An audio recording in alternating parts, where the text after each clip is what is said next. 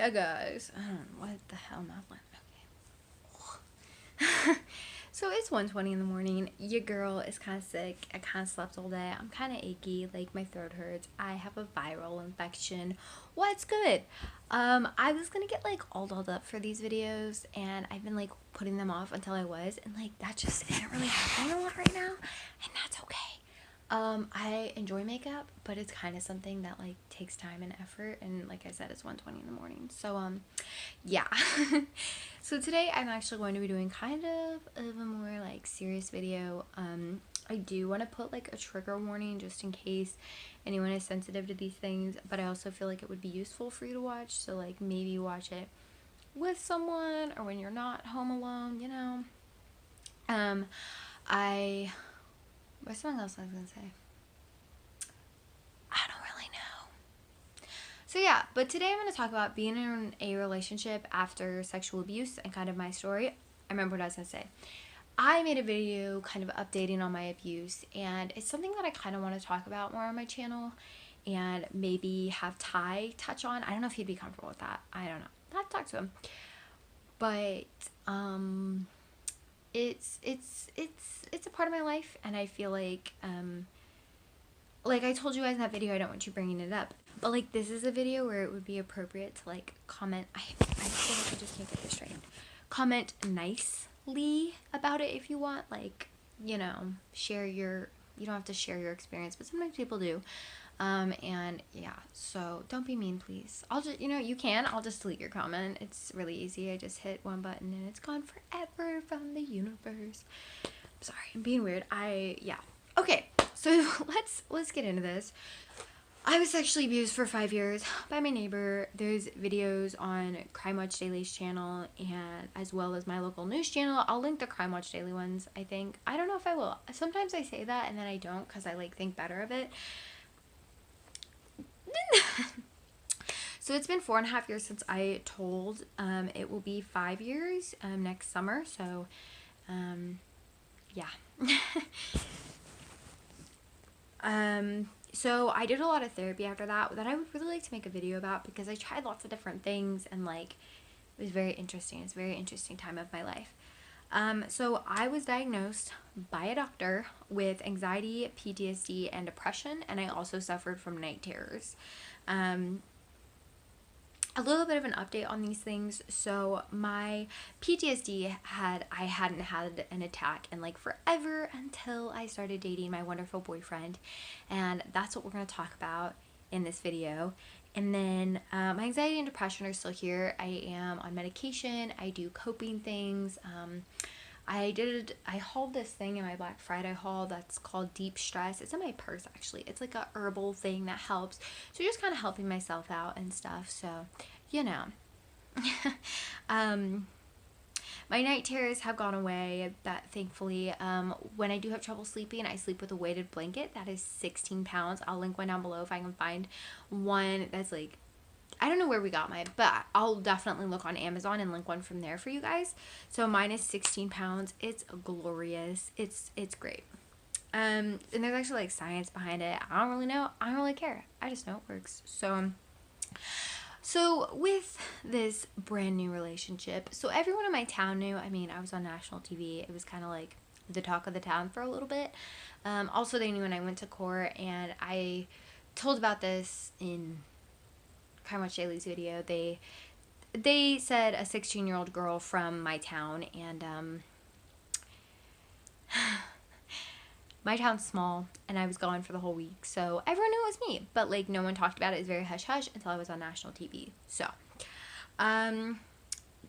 Ty had no idea, but the first thing is just I was upfront about it. On like our third or fourth time hanging out, I was just like, I like you, and I think you like me. And he was like, yeah. And I was like, let me tell you about something kind of important that like kind of affects me, and like yeah. So I told him about it, and we actually ended up watching the videos together pretty recently. So we've been together for 2 months now. Yeah, 2.5 months. It's been a good time. It's been great. So yeah, I was just upfront, and I was like, look, if you want to run for the hills, like, go ahead. I completely understand, but I'm still a person. I'm pretty fun to be around. And it's something I'm just working on, and I'd love if you'd like hang out with me. But in no way was I like wanting him to fix me. I just wanted him to be aware in case it did affect me, which it did. So it was nice for him, I think, to have that warning of like, hey, this happens. So I let him ask questions. I didn't like shut him down or anything. I feel like that's important to let him ask questions about it and about how I feel and how I'm doing. Like right when I told him about it, and just, yeah, and we decided, you know, we're gonna work on it together. So with him, sometimes it hasn't been like him kissing me or anything like that that has given me like a PTSD flashback. It's been things that he said for the most part. I've had, I think it's only been like one, but he's seen me with anxiety, and he's seen me like have days when I just don't want to do anything, and so he's definitely seen my other issues. So yeah, we were like, we're gonna work on it together. It's gonna be a good time. We can do this. And we both talk about it when we need to. So it's not like this like thing that we never talk about, because it was my life for 5 years, and it's something that affects me sometimes, and some like, yep, we just talk about it. We do give a warning though, and normally we're like alone, and it's like a calm place. We're not like out with all our friends like, hey, we talked to you about this. But we normally give a warning and like, hey, I need to talk about it. I need to talk about, you know, Sean, or, you know, are you okay with that? And then we'll like talk about it, and normally we both end up kind of talking about it, and then it leads into something else, and it's becoming more normal for us to talk about it, which is nice. But like with my family, it's just like never normal to bring up. Like for me, it's something where I do openly talk about it in my life. Like I'll ask my mom, like, is he still alive in prison, or, you know, one thing or another, and I do give my family a warning, but it kind of like freaks them out still. Or sometimes if like, I have found for me that if I say how I'm feeling and how they can help my family and Ty, it is so much better for everyone involved. If I'm like, I'm kind of anxious, I just need a hug. Or, you know, I saw this guy that looked like Sean, and it kind of upset me. And they're like, okay, how can we help? And I'm like, I just wanted to say that. Boom, like problem solved. Because for me, things snowball, and then I'm either like really emotional and sensitive, or I'm really mean and bitey, and that's just not fun for anyone. You know what I'm saying? So anyway, and something that's important that I have found overall, again with my family and Ty, is to be sensitive to everyone's feelings. I used to get really annoyed with my parents, like, why are you upset? You weren't abused. It affects them, and it affects Ty because he cares about me, and because it hurts him that I went through that, and he's allowed to have those feelings, just as like my family's allowed to be upset and sad about it, because they care. They're sad and upset because they care about me. And I think that if you take it from that approach, instead of like, I was the one, like, why are they upset, it makes it a lot easier. And yeah, with Ty, like, he's allowed to be upset. He is allowed, you know, to have feelings about it. And it has made us both like hypersensitive to creepy guys. Like, for some reason, I'm just kind of like harassed sometimes. And I feel like most girls are. It's just like amplified for me, whatever it is, and like is woo. And I feel like it's the same way for my family too, with me or Elizabeth. And then with Ty, for me, like it's a no-no. You don't do that. So overall, I understand that it is, everyone can take their own approach to things, but overall, I feel like just having that communication open and just being real with each other, it's not something we talk about every day. It's not something that is like, but it's also not like forbidden. It's not like the elephant in the room. If I'm having a hard time with it, I'm allowed to say something. And if he's allowed to say something. But also, if we're having a good day and it's like not on our minds, that's okay. So it's kind of like, I'm a survivor of this, and so it's kind of like when someone has cancer and they beat cancer. Like, they might talk about the past cancer times, but like at the same time they can celebrate that like everything's going great. And like maybe sometimes they have symptoms that scare them, like that would be like the guys harassing me, but they get through it and everything's fine. It's good. So just let people rally around you, let people love you, and let like your pack, we're pack animals, humans are pack animals, and you have a pack or your support system, let them be there for you. It's very easy to push people away, but they care and they want to be there. And I found that if they don't want to be there, they'll leave. I had some family, they showed that they didn't want to be there for me through me telling and all of that hardness and me going to court and therapy, and they didn't want to be there. And people like to say, well, maybe they don't know how to be there. If you care, you will find a way to be there. You will find a way to let them know that you at least love them. You will at least send a text or a call, or you will find a way to let them know. So I really don't talk to those people anymore. I don't think they watch my YouTube videos, so but that's something that was hard for me to realize, is like, okay, my family, yes, they're family, and you know, my parents like to say that they don't know how to be there for me, and it's a touchy subject. But even if you call someone, if they would have called me, I wouldn't have wanted to talk about it. Like, we could have talked about my day, we could have talked about my car, we could have talked about school, like we could have talked about so many other things. But again, it was like this elephant in the room for them. And I feel like too, if you are the adult in the situation, or if you want to be there for someone that something bad has happened to, you can call and ask them how they're doing, and they might lie to you, and that's kind of like, you're like, I'm okay, like whatever. But when people called just to talk to me, it spoke volumes that I knew that they just cared. So people are going to fall away, and new people are better people are going to come into your life, and don't be around people that make you feel like you're hard to love. And that's actually like this quote that I read, and it's kind of how I live my life now, because I kind of feel I'm gonna cry. I'm not gonna cry in this video.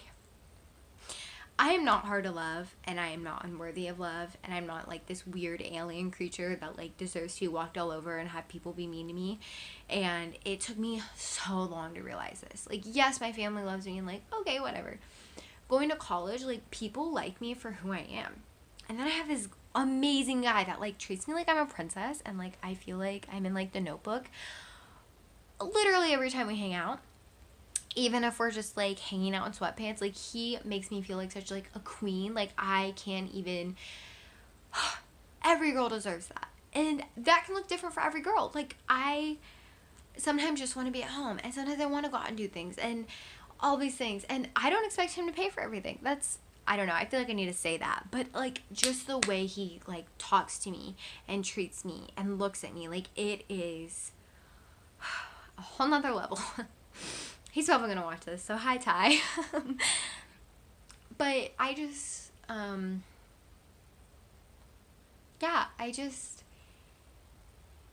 this has turned into kind of another video, but that's okay, because I feel like this is just as important to say. But you deserve love, and everyone watching this.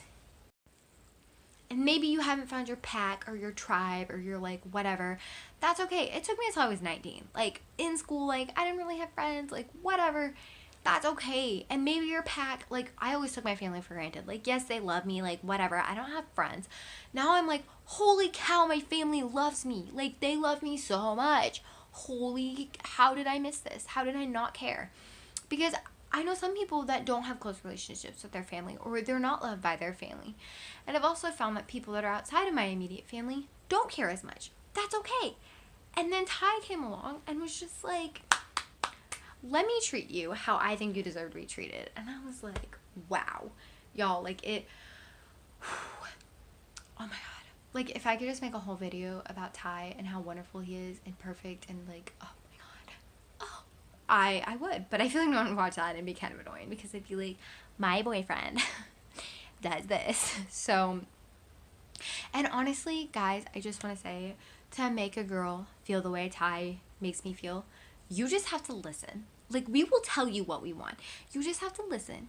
You just gotta be there and care. And just spend time with her. Tell her she's beautiful when she gets dressed up and puts the effort in. Because y'all act like you can't tell, but I know you can, because my eyelids are not purple. So when they're purple, tell me you notice. But also tell her she's beautiful without makeup. Just make her feel like she's important to you. It is life changing. You don't have to go on extravagant dates and buy expensive things. Like, it's for my birthday, my 19th birthday, Ty got me a traffic cone. And you know what? I love that $10 traffic cone. And I yell at my roommate through it. And it's a good time. So you know what? Just, yes. Wow. And be supportive. Be like protective, but not overly protective, and supportive. Like, Ty's got that line down. Like, he's like, you want to go out and like crop top and stuff? Like, you do you. But I'm also like, if a guy looks at you too much or like does something, I'm gonna like back you up here. And I'm like, yes, this is it. Yeah, I need to stop. Anyway, I really hope you guys enjoyed this video and found it useful. I know I'm in like being kind of weird. Some of this is just kind of hard to talk about, and like, yeah, but it's okay. And if someone leaves you because something that happened in your past, especially something that you have no control over, you're better for it, and they're just like a crap person. So, you know, to each their own. And honestly, they probably just weren't mature enough, and maybe they weren't able to deal with it because something bad happened to them, or because they're going through a hard time in life, and like, good for them for knowing themselves. It's just all about timing too. So I really hope you guys enjoyed this video, and I hope to see you guys in my next one. You can hit subscribe. I think it's over here. And my social media is always at the end and also linked. So if you want to like stalk me, we can stalk each other. I'm most active on Instagram. So yeah. All right. Bye, guys.